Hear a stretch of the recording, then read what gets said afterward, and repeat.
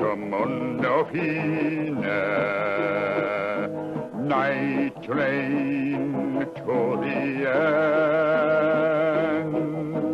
Running hard and running fast to meet my future and away from my past. Taking the gamble that cannot last.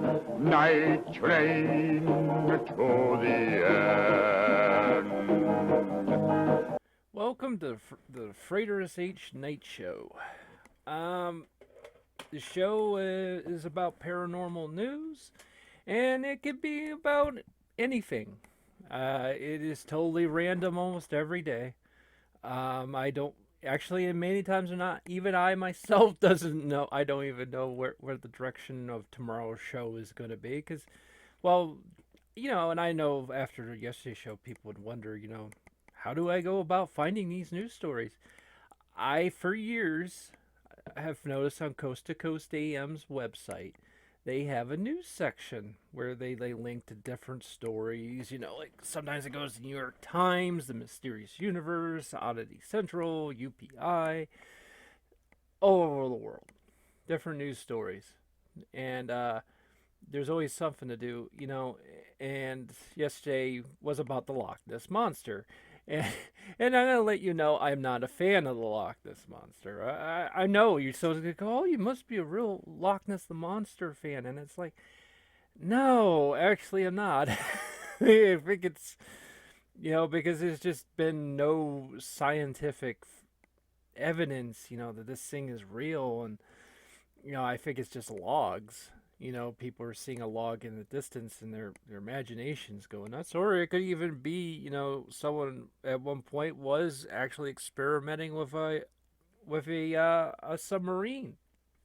Who's to say that the British government at the time wasn't testing a submarine out and someone went, it's a dinosaur, But, you need to understand. I know you're going to go, oh, well, the show's going to be so skeptical. And it's like, oh no, I think there is like dogmen, werewolves, werewolf-like creatures, and oh yeah, this show can be all over the place. But understand that doesn't mean that I'm closed-minded to certain things. If there's a news story about Loch Ness Monster or Bigfoot, it's getting, I'm gonna cover it, you know.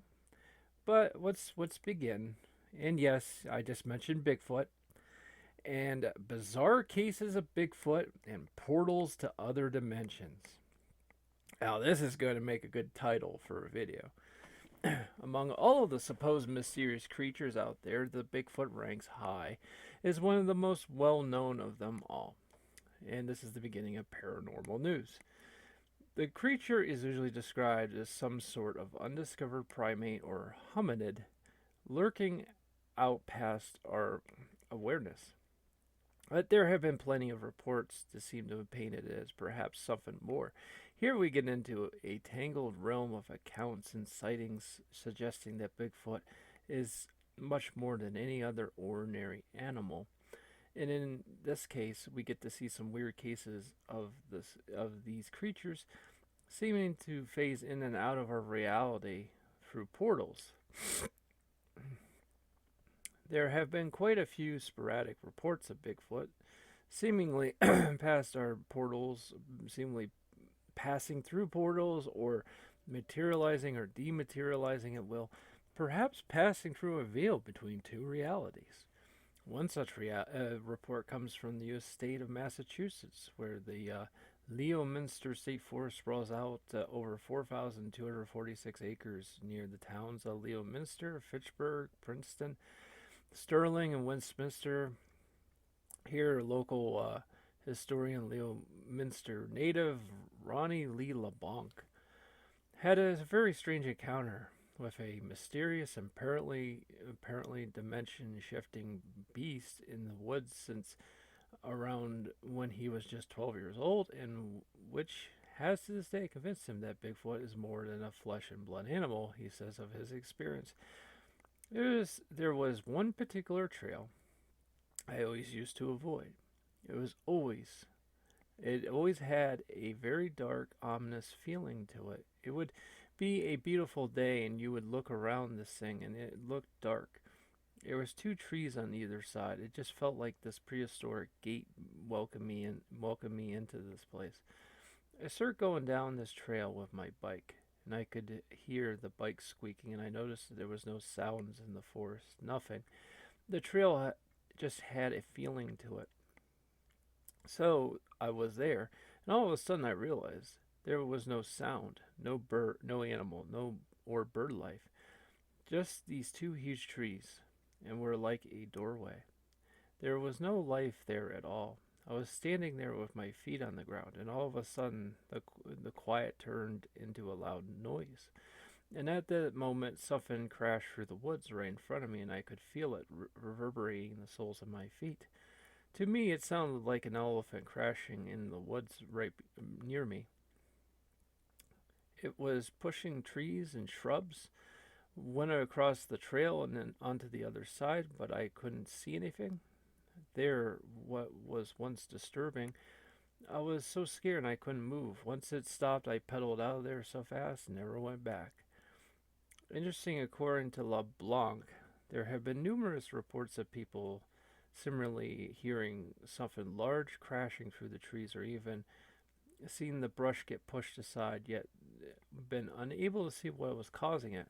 LeBlanc has theorized that whatever is behind such sightings is perhaps cloaking itself where it can dematerialize at will, or passing through a portal through two different realities. This is perhaps a point to Bigfoot being something more than a large and undiscovered biological animal. And he said to this, wait a second here, take a real quick break here. And break done. Also, my bookstore is lulu.com/spotlight/Frater, and there are many books I have, different spiritual books, Bibles, um, guides, different guides on different issues from spiritual warfare to exposing occult symbolism in our world. And now we go back to paranormal news. Interesting, says LeBlanc. There have been numerous reports of people similarly hearing something large crashing through the trees, or even through seeing brush get pushed aside. Yet you've been unable to see what is causing it. LeBlanc has theorized that whatever is behind such sightings is perhaps cloaking itself or can dematerialize at will, or passing through a portal between two different realities. This would perhaps point to Bigfoot being something more than a large undiscovered biological entity. And he has said of this, I would say Bigfoot is something that's more interdimensional, almost spiritual kind of a realm that has the ability to manifest itself. I started off chasing an ape, a flesh and blood animal, and now I'm thinking of something else. As you dig deeper into Bigfoot, you start talking about cloaking and the fact that they can vanish before people's eyes. And these stories go back hundreds of years where all of a sudden a posse has this creature quartered and the tracks just disappear in an open field. Like something just came and picked it up and took it away. So all of these stories start to intertwine. I started to go back and I went and a lot of these people a lot of these people are talking about these similar encounters that I had.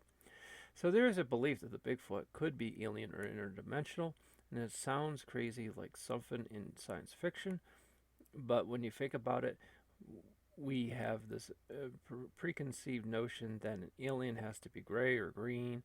People have seen Bigfoot holding an orb. They look like a basketball with plasma swirling around, and they're silent. I've just seen them hovering over the sky and just blinking out and disappearing. There's a lot of different theories about Bigfoot, but the reality is something is happening. People are seeing them, and they are leaving tracks. They're breaking from the story a little bit. There's I personally I think they could be um, possible fallen angels. They could be demons, but also there's a theory I read a long time ago from someone who's not on the internet anymore that it's possible that they're like holograms um, created by UFOs. And and again, I realize there's not a lot of evidence, but that's another theory I've heard. According to LeBlanc, this area has been a hotspot of Bigfoot sightings going back all the way to 1984, with early settlers even complaining that the creature would attack and kill livestock, as well as reports of various other strange phenomena such as UFOs, shadow people, strange beings, and balls of balls of light. So, considering these bizarre accounts, is that maybe because the area has some thin spot between dimensions, there are quite a few reports along these lines of apparent Bigfoot just blinking out of existence somehow. There have been several similarly bizarre and inexplicable cases of Sasquatch simply vanishing in full view, listed in a paper called Vanishing Bigfoot and Anecdotal Accounts. Implications and Challenges for Researchers by Sharon Cornett. One of the cases covered comes from the summer of 2000 by a witness named John Bohannon, who claims that he had been driving along a dirt road during the daylight hours just west of the Three Rivers campground. The daylight hours just went of the Three Rivers campground near Alamogordo, New Mexico, for when he saw a massive bipedal ape-like creature, which was estimated to have been around 8 feet tall and walking along in the same direction as his vehicle. The driver slowed down to gape at it, and the massive beast was described as having short, reddish brown hair all over its body, with long hair underneath its forearms and a face that looked like a Neanderthal. It allegedly kept up its brisk stride while staring directly at John for about 100 feet.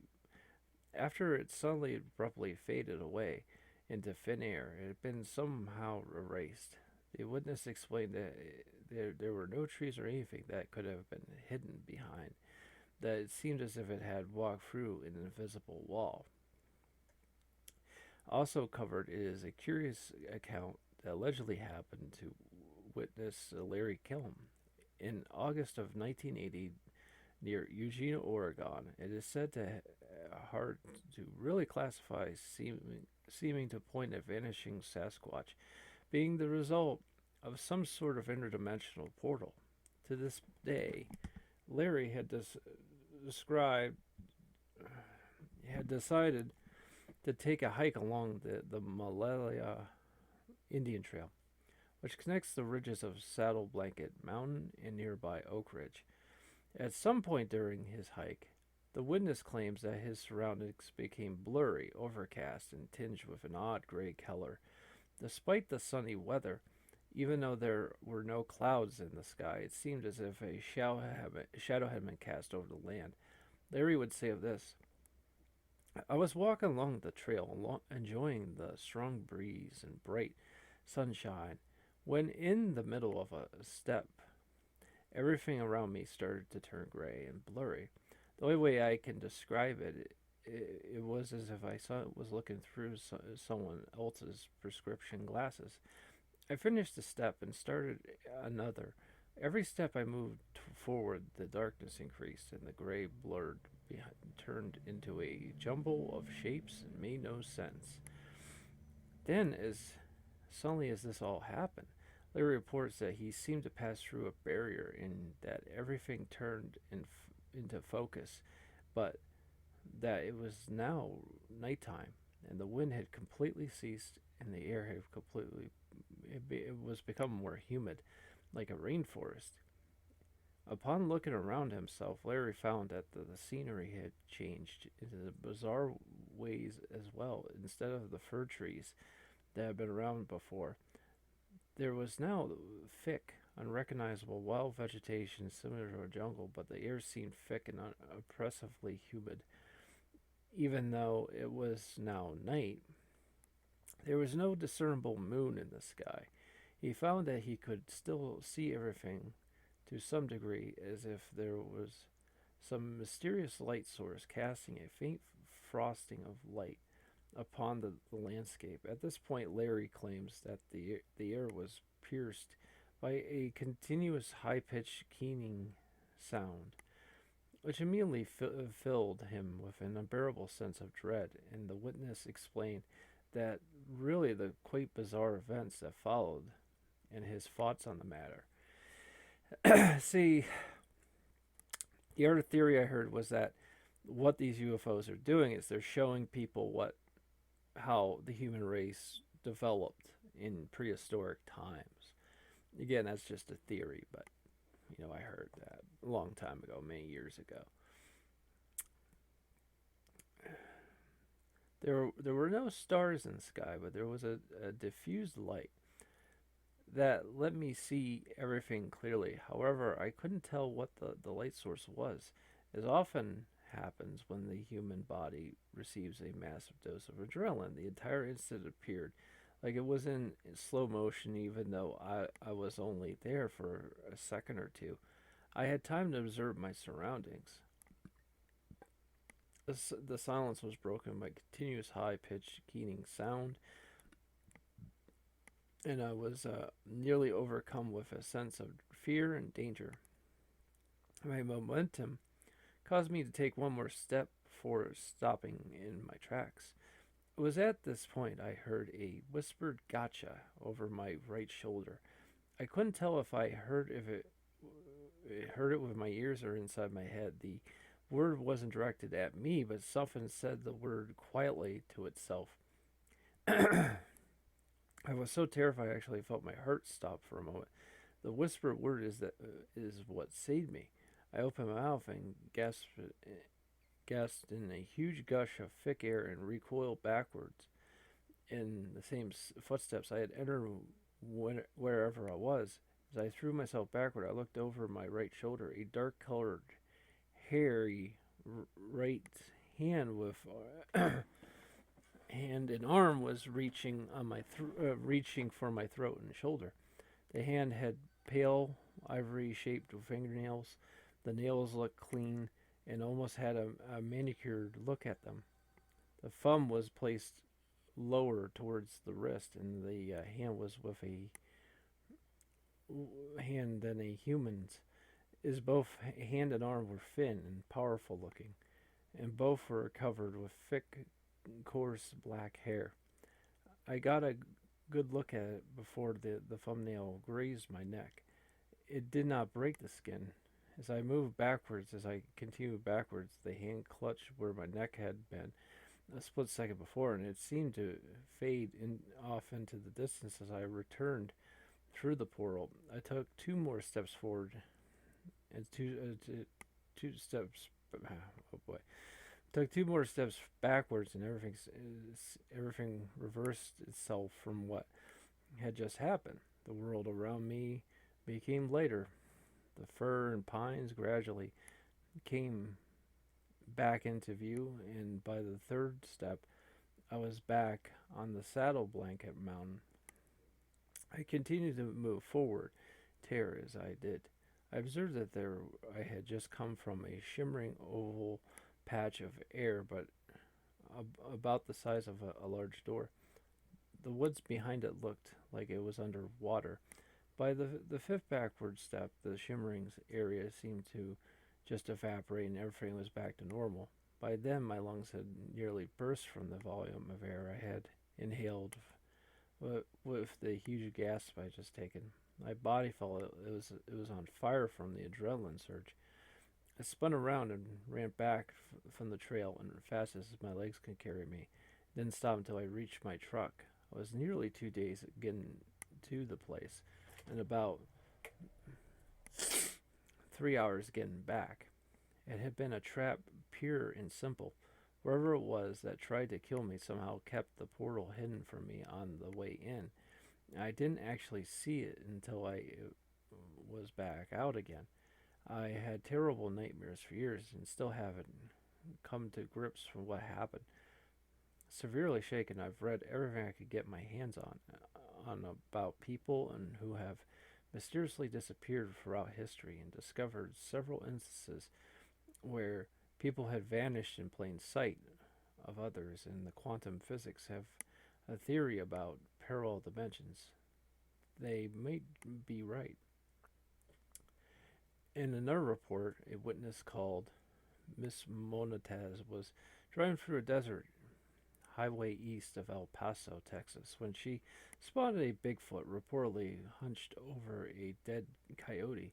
She slowed her vehicle to get a better look at the bizarre sight and claims that as she looked on the massive beast started to sort of sink as if it was being absorbed in the ground until it was completely gone. The witness was convinced that there had to have been a cave there and that the thing had simply retreated to its dark confines. But when the spot was investigated, there was found to be no cave or opening to the ground. Curiously, the coyote was gone, and there was no footprints of anything that could have matched the description of what she had seen. Where in the world did it go? No one knows. In the book, The Psychic Sasquatch and Their UFO Connection by Kawani Lapsarius, MS, and there's an odd account concerning an encounter with a Bigfoot by a group of hikers. According to one of the witnesses, a Mrs. Jeffrey, the group was returning from a hike when they saw a larger Sasquatch about 9 feet tall stepped out in front of them to stare for a moment before vanishing right before their eyes. The group insists that it's simply dematerialized blinking out of existence. The witness was reportedly so upset by what she had seen that she did not leave her house for a week and refused to go back to the area. There's also a report from the Texas Bigfoot Research Center from a witness near Manchester, Texas. The witness claims that in around 1990, he was deer hunting in Red River County, Texas, and was sitting upon a stool waiting for deer to pass by. Then, by when he saw a large 8 to 9 foot high dark shape around 120 yards away from his position. Thinking it might just be a large tree stump, the witness took a look through his telescopic rifle scope and was startled to see that it was a hulking ape-like creature that was staring right back at him. The witness observed it for some time before being momentarily distracted by the snap of a twig or a stick nearby. He alleges that he looked away for a split second, and when he went back to the scope to continue for a split second, and then when he went back to the scope, he continued to watch the strange creature, and it was gone. Considered that it had been standing in a grassy meadow and had been out of sight for not even a second, it was as if it had just vanished into thin air. He would later speculate that the snap he had heard had perhaps been a diversion by another one of the creatures as to why it had tried to take a shot at it with his rifle. The witness said, "At this time I got up and left everything but my rifle and backed out of the area. I had this thing dead on my sights and my scope, but couldn't shoot because I did not feel threatened." One very interesting account of the apparently vanishing Bigfoot was related to the radio show Coast to Coast AM on July the 15th, 2016. Episode hosted by George Norrie. The witness, who called himself Gene from Albuquerque, New Mexico, claimed that he had been hunting for elk around 7 a.m. out near a border town of the Arizona-Mexico border called Gallup. The land had been located at the Navajo Reservation and described as being very remote, rugged, and mountainous. As Gene prowled through the rugged and mountainous, and Gene prowled the rough landscape looking for his quarry, he claims that he got the distinct feeling that something large was following him, perhaps even stalking him. He would explain what happened next.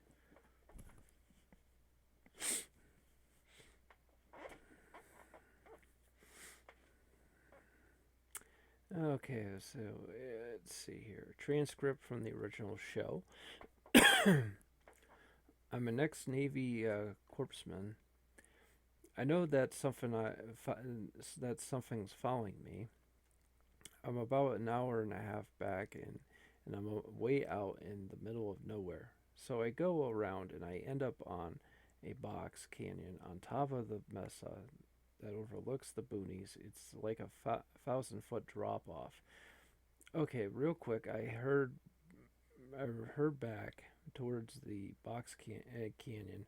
I was trying to get away from whatever was following me. All of a sudden, I heard these thundering footsteps and lean up against the wall, and there comes about 7 horses out of the middle of nowhere into this box canyon. Wild horses. I get around the canyon, and there it is. Jumps off the top of a 20-foot dead-end box canyon. I was at the bottom. I'm looking up, and now I'm looking at it. And it jumped 1 foot down, 1 foot up on the side. It was exactly what everybody says that you guys talk about. Norris says Bigfoot, yeah. And I'm in the middle of the Indian reservation on top of the mesa, and it blew my mind. It looked right at me. I was less than 50 yards from it. I took off running. I didn't freeze. I took off running when something threw a rock at me. It's a huge rock. I'd say it weighed about 8 pounds. I would say it would have killed me. I looked and I tripped out at 120 to 200 yards from where it was. And it looked at me. I'm sorry, George, but that's as far as I'm telling you. It blew my mind. It threw an 8-pound rock at least 120 yards. And this thing was not small. That thing was huge. The terrified witness then decided to take a shot at the thing with his rifle and claims that he actually directly hit it, but after taking a few steps, the massive beast simply disappeared to thin air as if it hadn't never been there at all. When he went to investigate, there he found enormous footprints imprinted on the ground, but no blood or other physical evidence left behind. There was no sign at all of where the beast could have possibly gone, and it phased out of reality. It was absolutely he was absolutely baffled, and would explain. I don't know where it's from, but wherever it came from, when I hit it, it had the ability to disappear into thin air. You know, I looked. I followed the footprints. I've walked 120 yards. It wasn't that far from the top of the mesa where it had nowhere to go. Nowhere to go. Never ever had I seen it again. Never ever again. I have gone back not by myself. It is yet another case that seems to show that these creatures passing through some barrier between realities, and which may hint at these things being more than meets the eye. The idea of these creatures may be more interdimensional than flesh and blood and biological creatures.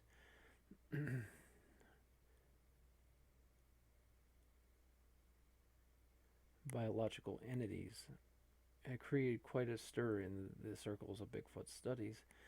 According to the proponents of the idea, the Bigfoot is an interdimensional interloper in the sense that it might explain a lot of the discrepancies in the evidence put forward for such a creature so far. For instance, might explain why photographs turn out so blurry, or why there has been so little physical evidence or body turned up at all this time.